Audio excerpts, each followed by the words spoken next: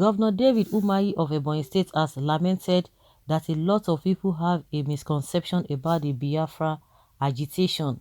Mr. Umahi, who doubles as the chairman of the Southeast Governors Forum, stated that the people of the region of the country want to be a part of a fair Nigeria where justice, equity, and freedom exist. Speaking at the State House briefing on Thursday in Abuja, the governor said the situation in the southeast is a mixture of reality, fake news, and war propaganda. There are rightful agitations in the southeast, but they have been hijacked. In the southeast, we don't want war. We don't want to secede. We want to be part of a fair Nigeria where justice, equity, and freedom exist. He endorsed the ban on open grazing, saying it is the right decision, especially in the southeast, which he said does not have historical grazing routes or reserves.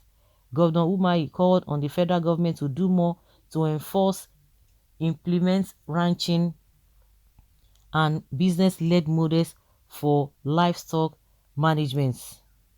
Our law in Ebonyi is that if you attack farmers or herders and destroy their farmlands and cattle, you may pay compensation, he further stated.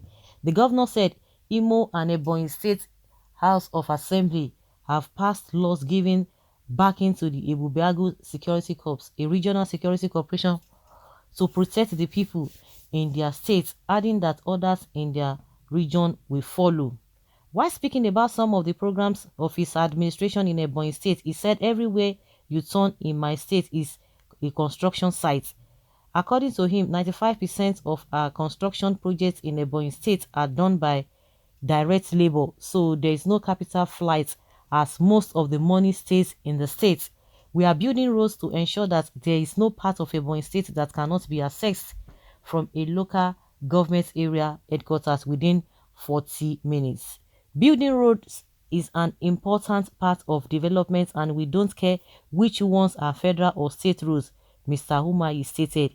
He added that Ebonyi is developing 3 industrial agricultural clusters comprising land, warehouses, biomass energy supply, factories and mines for processing rice, cassava and others. Well, this Umahi, I don't know, he's just trying hard. He's trying hard. He's neither here nor there. He's tilting here, he's tilting there.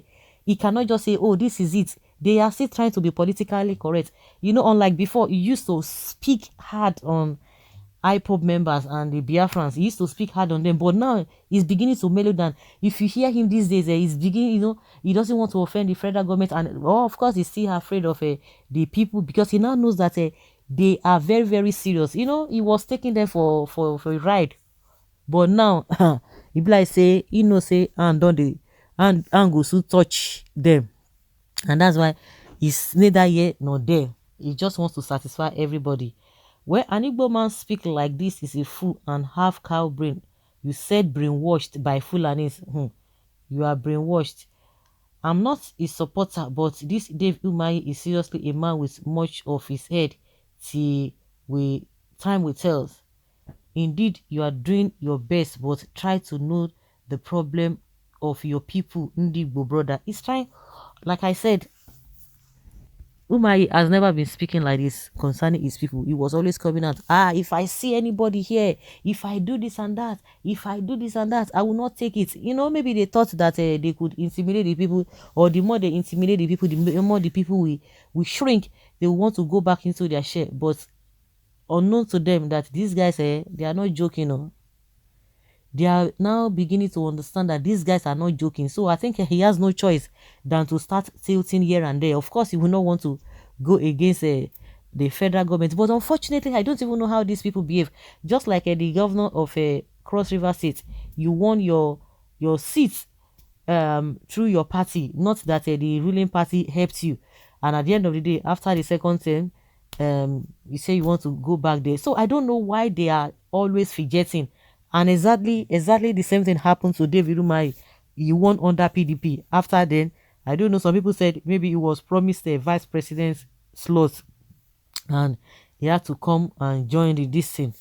But from all indication, even if the Igbos are ready today, let's just say, for example, I'm just giving an instance that they are ready to say, okay, let everybody, if they are going to they are going to be giving tickets to the southeast from each of the party, whether PDP or APC, and they are now ready to say, okay, let us even bring somebody down that will go for us. Do you think that Igbos will want to bring Umahi there? I think even when Igbos are even ready, none of all these politicians who are parading themselves that they will want to even put down because they don't have anything to offer. Now follow. That is what they do. So whether, of course, he came out and said, oh, he didn't join APC because of a promise being given that he's going to be the president or the vice president. That is what they always say. Just like the Cross River State governor said, oh, I am joining APC because I want to, the tension in the country is damn too much. I want to help Buhari. And I was like seriously? So what of the people who have been there? So what were they doing? Okay. You need everybody. You want a one party system before things can be done. So it is not that you want to help Buhari. You didn't even know that you want to help Buhari before the second election. Well, Ewu Awusa, Umahi, you are very, very unserious, and your entire family, you are not serious. What kind of talk is Dave Umahi is talking about? He knows what he's talking about, because tomorrow you begin to hear a different language from him. He's just going everywhere. He's just going everywhere. You can imagine that there's some people who are brainwashed, because he's not even talking straight as from here. He said that a lot of people have a misconception about the Biafra agitation. So what is it? And he's saying that what the Igbos wants is that they don't want to secede, but they want a fair equity and freedom, where freedom exists. But the question I've been asking them, they say you want equity, you want this. That means there's no equity.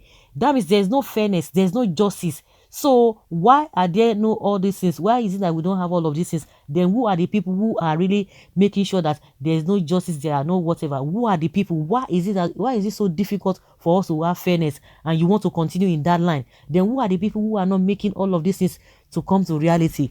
That is the question. And you are begging for fairness.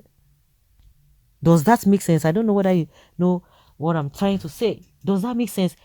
They will tell you, all of the people who are saying, oh, we don't want this, we don't want that, we want one Nigeria. They will not tell you that, yes, we understand, we know that there are problems. So why is it that the problems have not been solved all this while? Why? So guys, let's say your opinion and have your take on this. Thank you.